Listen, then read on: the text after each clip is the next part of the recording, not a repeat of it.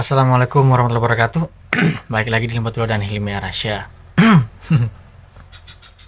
Jadi ada pertanyaan masuk seperti ini.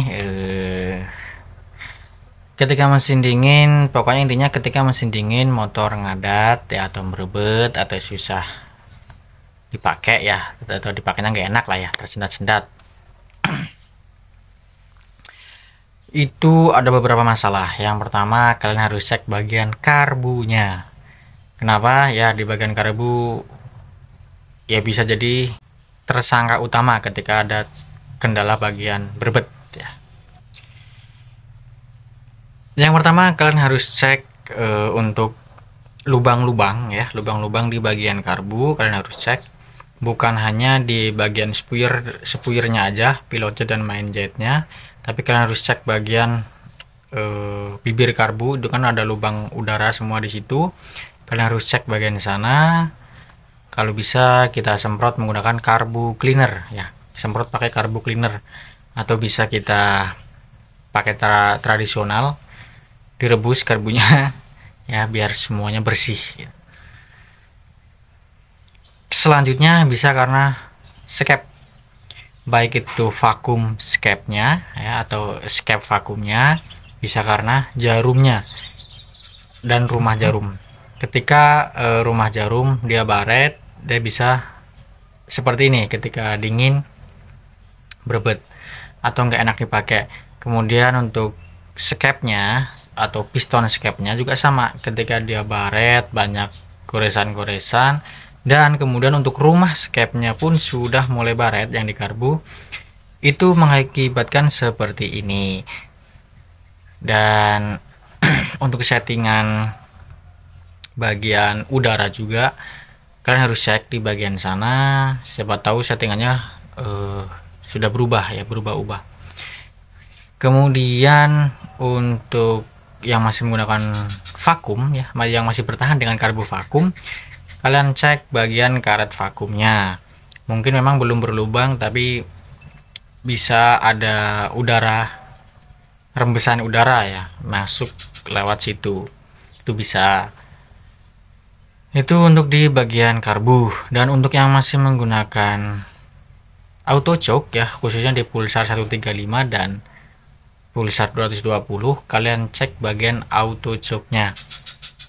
Mudah caranya, tinggal kalian cabut untuk soket hijaunya, kalian cabut, kemudian kalian coba. Ketika sembuh berarti auto choke-nya yang rusak, bisa kalian ganti aja ya, nggak usah dibongkar-bongkar, ganti aja. Kalau misalkan nggak ada barangnya udah nggak usah dipakai, nggak apa-apa, seperti itu. Kemudian yang belum menggunakan auto choke seperti pulsar-pulsar yang lain ya, selain pulsar 135 dan pulsar 220, kalian cek bagian choke-nya ya. Kalian buka untuk choke-nya, itu kan ada bautnya, kalian buka dan kalian bersihkan untuk bagian dalamnya. Di dalamnya kalian bersihkan. Kemudian untuk karet atau seal yang ada di jarum choke-nya itu, tuas choke-nya kalian cek, siapa tahu di sana sudah getas. Kalau getas ya tinggal diganti untuk choke-nya. Cuman karena mungkin jarang yang jual, ya ganti karbu. Oke, kemudian untuk di bagian mesin ada nggak? Ada. Bagian mesin terutama pada bagian kompresi. Mungkin kompresi kalian sudah mulai melemah. Kompresi lemah seperti ini biasanya terjadi karena ada kebocoran kompresi. Ketika mesin dingin, motor berkendala atau ngadat atau dut-dutan atau apalah pokoknya, tapi ketika mesin panas dia normal, kebocoran kompresi biasanya dari sela-sela payung klep. Siapa tahu di situ banyak kerak ya, banyak kerak sehingga mengganjal si klep juga bisa. Dan kemudian untuk settingan klep juga bisa ya, terlalu rapat. Settingan klep yang terlalu rapat itu bisa mengakibatkan seperti ini. Biasanya juga motor biasanya batuk-batuk ya, kita biarin langsam, dia bakal karbunya batuk.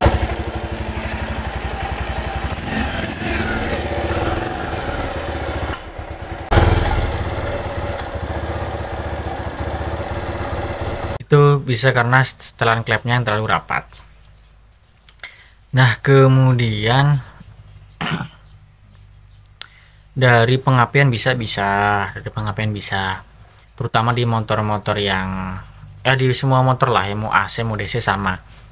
Tapi untuk di motor DC biasanya karena pengisiannya itu ketika awal kurang maksimal ya, atau mungkin bisa disebut daya penyimpanan listrik pada elko dan elko kiprok ya, dan pada bagian aki itu kurang kuat untuk pengapiannya gitu. Jadi istilah pengapian itu jadi kecil lah ya, jadi kecil. Tapi ketika sudah mulai panas, mungkin ditunggu beberapa menit lah ya, 15 atau 20, atau kita pakai dulu gitu kan, kemudian tenaganya kembali lagi dan gak ada kendala lagi, bisa jadi karena mungkin akinya itu sudah terisi dengan baik, makanya pengapian kembali normal. Dan untuk motor AC, nah ini biasanya karena spool pengapiannya sudah berumur atau sudah uzur, jadi pengapian ketika RPM rendah dia kurang kurang gede untuk pengapiannya.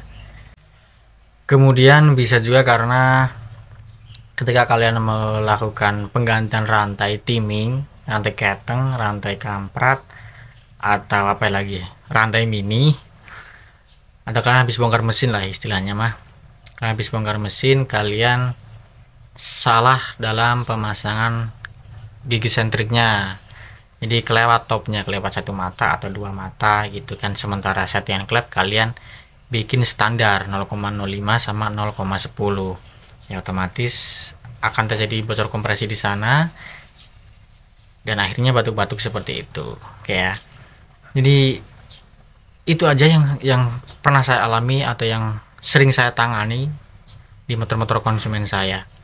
Selain itu belum pernah sih ya, kayaknya belum pernah ya. Pokoknya kalian cek bagian-bagian itu dulu lah ya. Terima kasih sudah menonton, semoga bermanfaat. Saya Hilmi Arasya. Wassalamualaikum warahmatullahi wabarakatuh. Salam 1, 2, dan 3 puji.